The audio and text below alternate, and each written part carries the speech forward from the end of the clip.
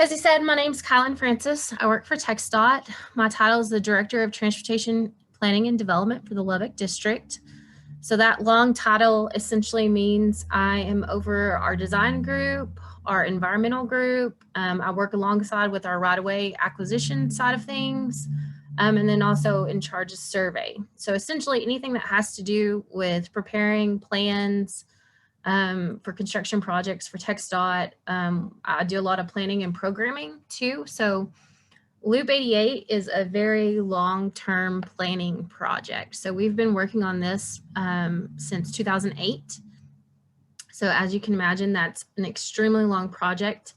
But we don't do a great deal of these type of projects, you know, new location, new freeway, that kind of thing. So it's not, you know, I don't do it all day, every day, but it does take up a lot of time because most of our projects are much smaller. But so that's just a little background on my job and what I do. And this will help you understand what Loop 88 is, which most of you probably have some idea, but there could be new people. So as I said, in 2008, we started the feasibility study for Loop 88. And then in 14, we started actual getting this route. So we went from feasibility to route study to schematic and environmental. And so we kind of had an idea on the route that was picked during the route study, but until we started the schematic, we didn't have the exact location. So this is showing you the exact location. So starting in southeast of Shallow Water on US 84, that's where we call segment 1. And we just go in a circle, and it goes all the way down to 19th Street. And then once you hit 19th Street or State Highway 114, it becomes segment 2 all the way to Wolforth at US 62. And then we hit segment 3 from Wolforth at US 62 all the way to US 87. Some people call it the interstate, but south of 82nd Street, it is actually US 87. And then from US 87 east towards Slayton is segment 4. And this is our location. We have schematics so that you can zoom in and go to the locations along this route and see where we're going. So whenever you're dealing with a 36-mile loop, it's hard to get a whole lot of detail in this format. So showing all the segments. But we do have everything completed. The route is fixed.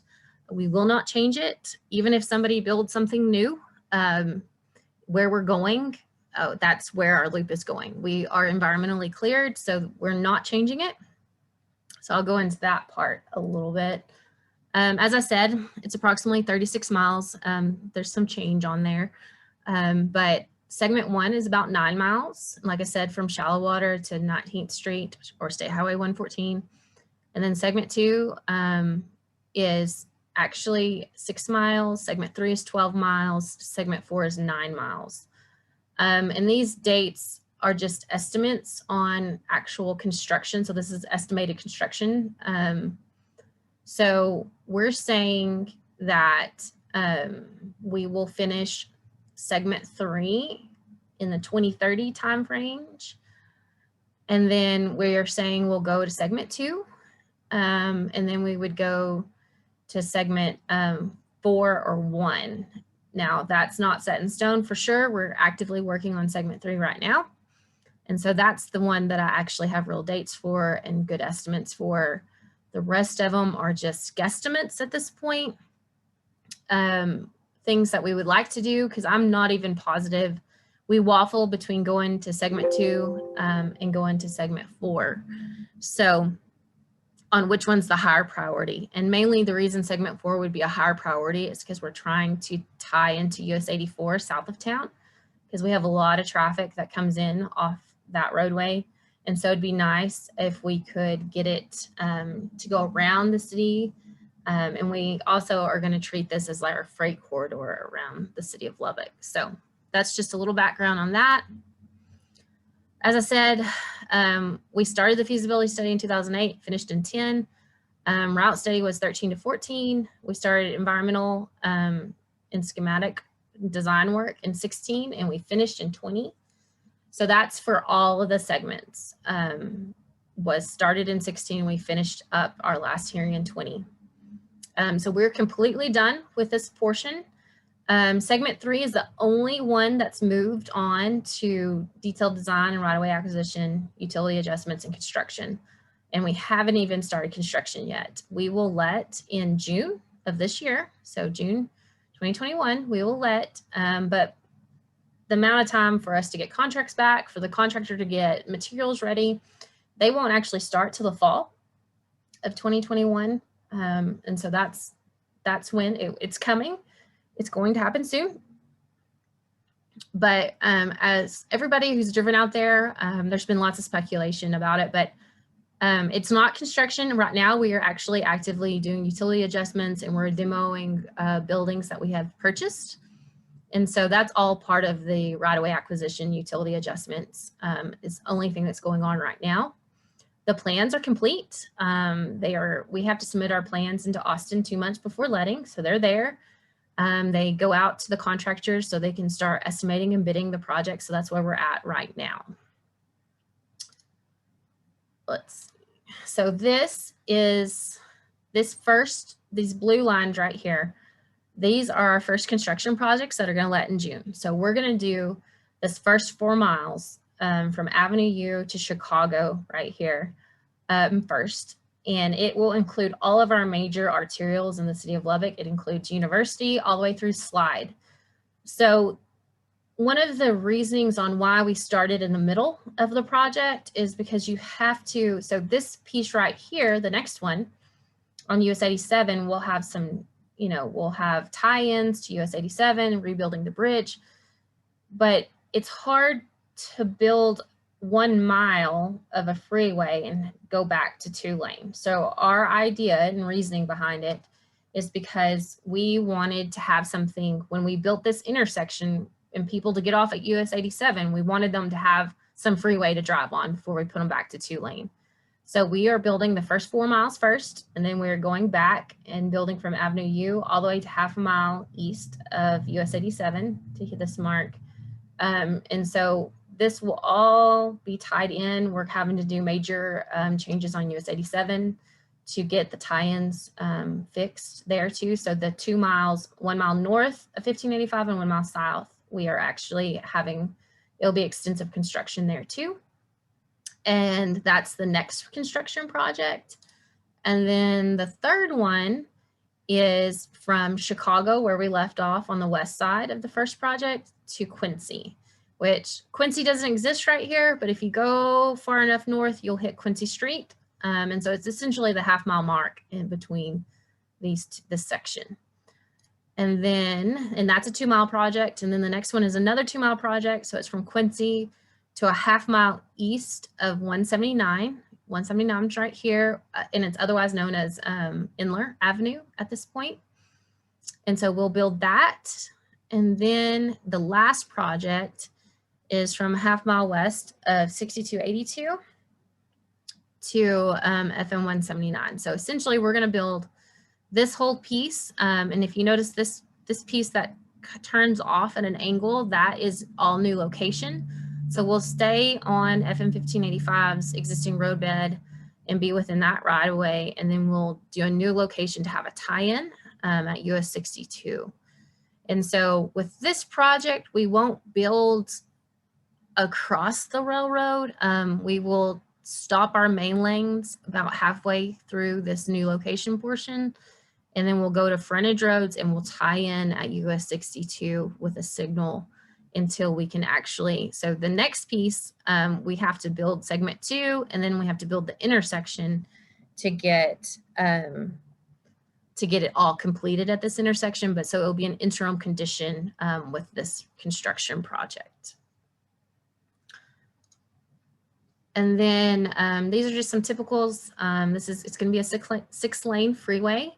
So on top of the bridge, we'll have auxiliary lanes. So people for the on-ramps and off-ramps will have their own lane, which is why they're showing 4 here. It's because one of these will be for your merge lane for your on and off ramps. But it is 6 lanes all the way across, so you don't have to narrow over the bridges. And then our frontage roads will be 2 lanes, but then this is at an intersection. So you'll have your dual left turns and your Texas turnarounds, and then you'll have a straight lanes. It's like any other intersection at Loop 289, but your normal side where there's not a ramp and you're not at an intersection of a bridge, you'll have 2 lanes. But whenever you get a ramp, you will have an auxiliary lane, so you can have easy merge movements. So it's very standard, what we have on the Marshall Freeway. It's going to look very similar, normal feel of a freeway. And then this is just a plan view showing you Loop 88 overlaid on our existing FM 1585, and it's just showing you the normal. Your green is your on and off ramps, your blue is your main lanes, and your yellow are your bridges, and then your red is your frontage roads. And it's just showing you it's a normal configuration that Lovetteites are used to. And that's my short little presentation, because I didn't want to give you too much, because I know I've talked to this group before about Loop 88, but it was mentioned that there were some new people. But all of the information that I was telling you, like if you want detailed information about a specific location, you can go to this website, and you can just Google Lubbock Loop 88, Lubbock outer route, and it'll take you to this website, and all the information's on there. So I guess that is my presentation. I didn't know if anyone had any questions or how. Oh, there is a raised hand. Can they unmute themselves?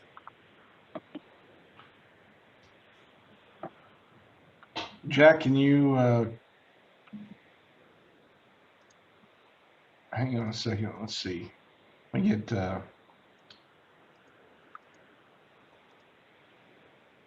okay, Jack, can you speak? Yeah, he just needs to unmute himself. How about that? Yes. There you go. Yeah. Can you hear me now? Yeah. 2 questions. I thought I'd seen somewhere that all loops were a 3-digit number, and we're just 2. Is there? So that's not true, I guess. I mean, you can treat it as 088 if it makes you feel better. So essentially how the loops work, we had to request the available loop numbers from Austin, because you know there's loops all over and you just can't have the same name. Okay. So they gave us like 3 or 4 different options, and that's the one we liked the best, so that's the one we picked. So yeah. Okay. Well, coming from Austin, that explains everything. Exactly. Yes. We couldn't just pick the number. I'll say that.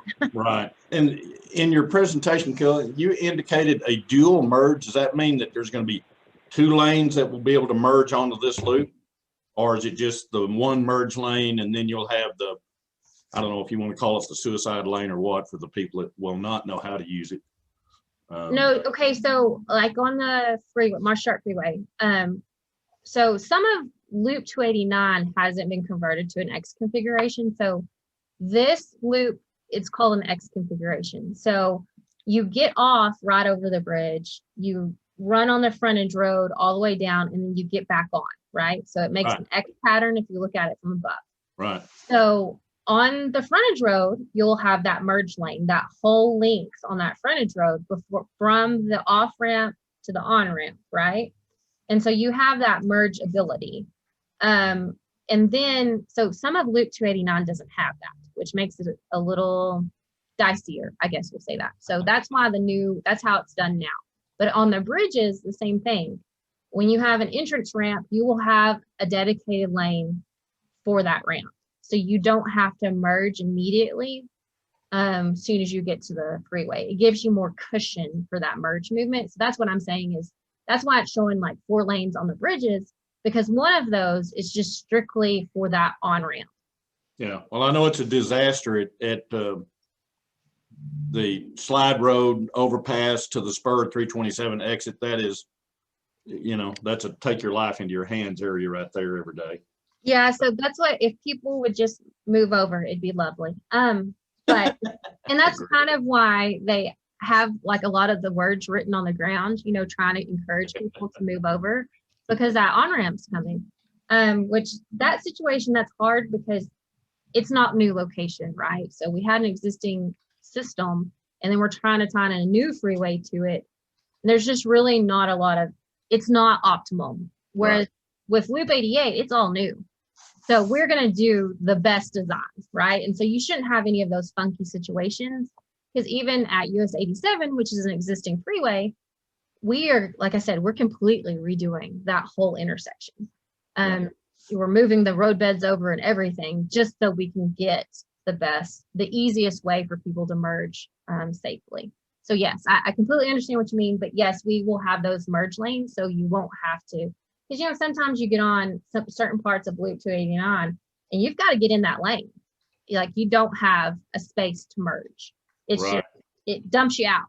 And so that's no longer the way we design things, but you know, that was designed in the 60s. So yes, it wasn't built till the 70s. So. Right. But yeah, it was designed in the 60s and that's how they did it, you know, and but you know, you didn't have near as much traffic either. So that's part of it too. But any more questions? Is one more if you don't mind. Sure. At Highway 87, is that going to be a diamond interchange or a loop interchange? So it's going to be a 3-level interchange. So you will have the frontage roads on the ground, like a normal diamond intersection, right? With signals at all 4 corners. Okay. And then US 87 will go over that intersection. So we're going to have to rebuild all that, right? So that will go over. And then when we go to segment 4, we will build the loop over 87. And so it will look like a normal intersection you're used to, but then over Loop 88, we have designed direct connects. So, you know, like on the West Loop 289, connecting Marshall. Yeah, so that's a direct connect. So we did buy enough right away and we did, you know, we're planning on those and we've actually designed the west side of that intersection direct connects. Now, can I afford them right now? No, sadly, I cannot. So it will not be in this first construction project when we start working on that. It would have to be a later project. These are extremely expensive projects and direct connects are really expensive because that's the 4th level, right? That's your 4 levels in the sky. So those bridges are high. So we have it for future, but it's not, like with Marshall Freeway, we didn't buy extra right away for future direct connects. We built everything we're going to build unless we go and buy new. So this one we bought the right away for preparation of that, but we will not build them immediately.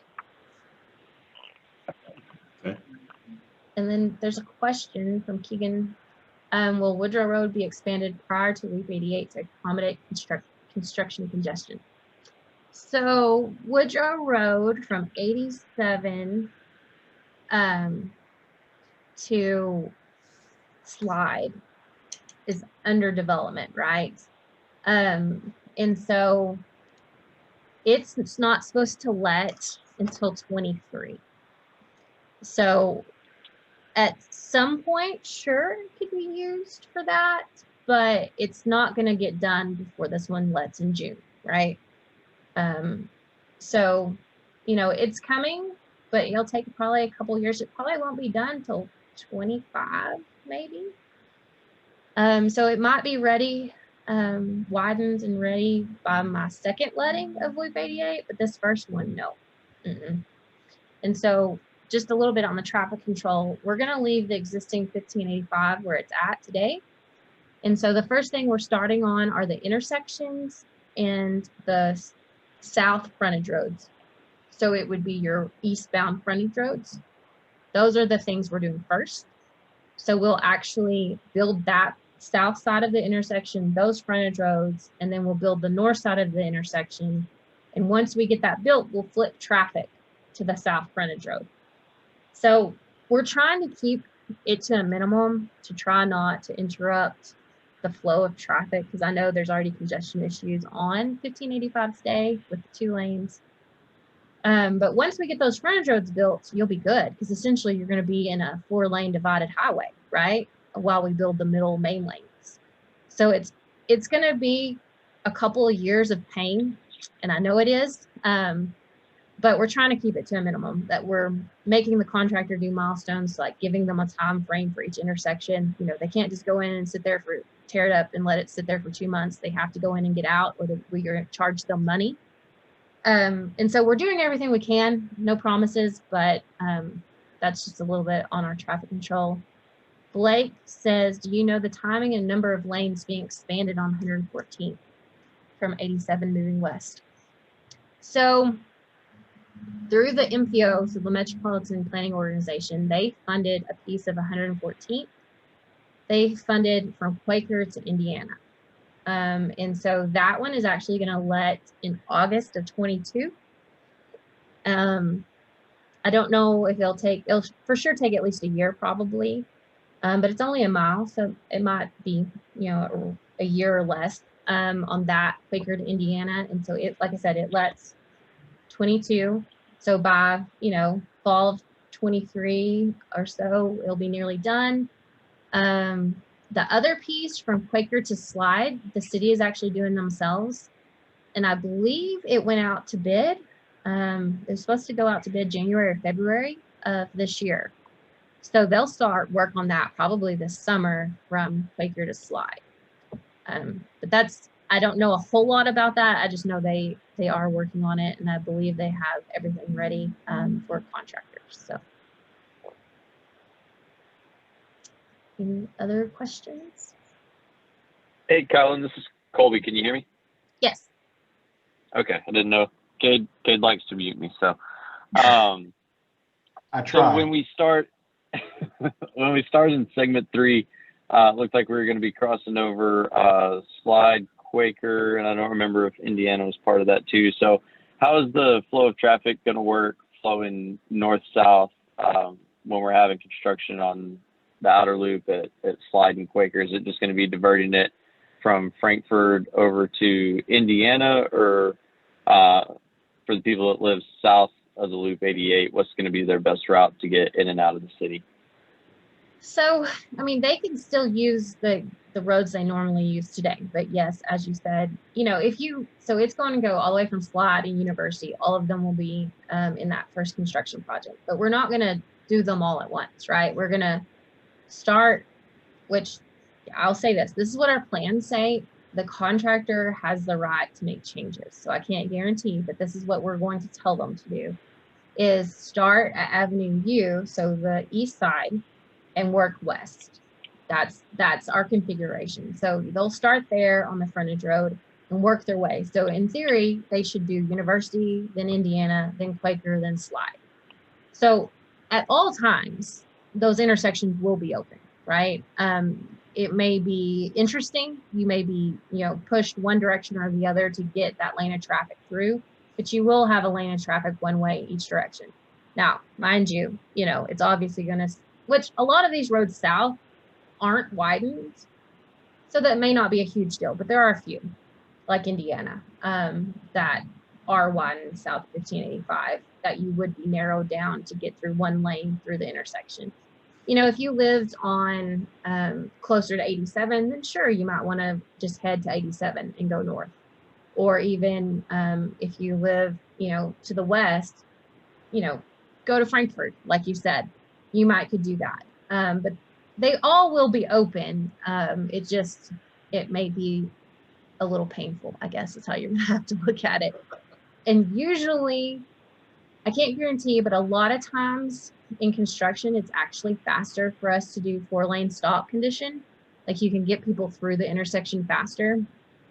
So they may do that in some situations. I know we are setting up temporary signals and all that kind of stuff, but in some spots, especially if there's nothing south, you know, there may be something that we just do 4-lane stops and it works people through a little quicker. But yeah, they'll all be open. I just can't guarantee if you'll want to drop down it. No, I appreciate that. And then on the existing construction on 87 in the city, I'm guessing, or that's a TxDOT project, right?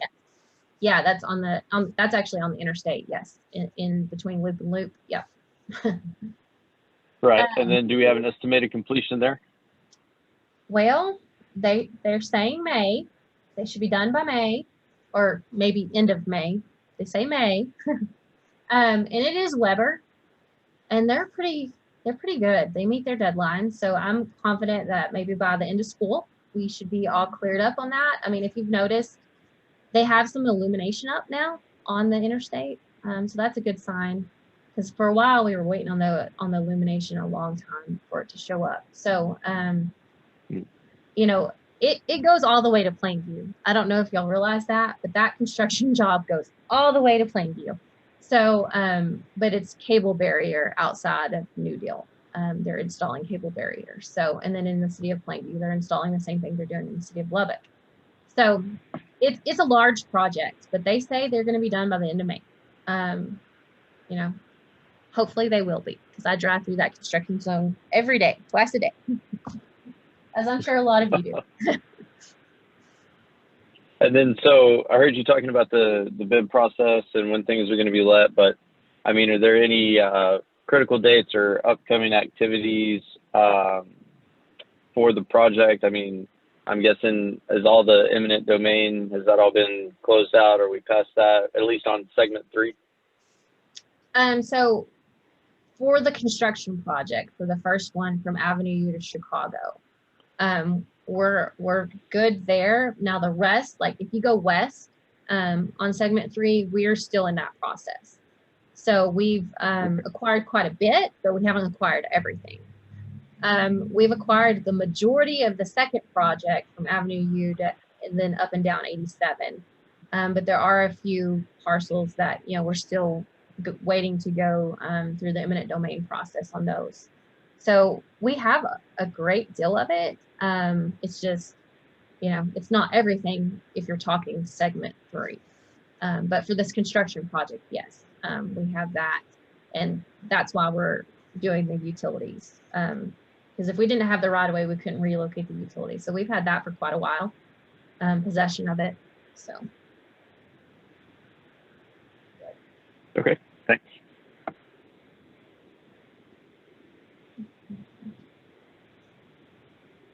Any other questions? Alan, this is Jack Chapman. Can you hear me? Yes. Is the design on this going to work with the Port to Plains project as it progresses? Sure. We designed everything on US 87 to interstate standard. So it wouldn't have to be rebuilt if that happens as it progresses. I mean, I have no information on where that's going to go, which that will probably largely depend on the legislature and what they do with it. But I will say, you know, between this project, so 114th is the northern boundary of this Loop 88 project, to 82nd is not interstate either. Right. Right. So, you know, all of that would have to be upgraded to meet that standard in order to actually be called I-27. So, you know, that's a whole nother project in itself. Okay. Thank you. Mm-hmm.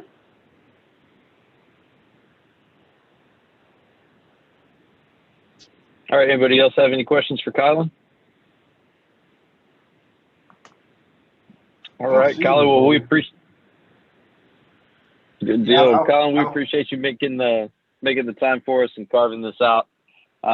Next time we get to meet up, I think we're going to have some ground broke, and it'll be an exciting part of the project, and we'll be able to meet back in person. So we're starting that back out next month. So hopefully we won't have another one of these conference calls. But thanks for the time and the presentation, and we look forward to you keeping us posted with any new updates, and if there's any sort of support or anything you need us to advocate for you guys, we're more than happy to help. Sure. Well, thank you. I appreciate it. And it was nice talking to y'all. Thanks, Colin. Thank you.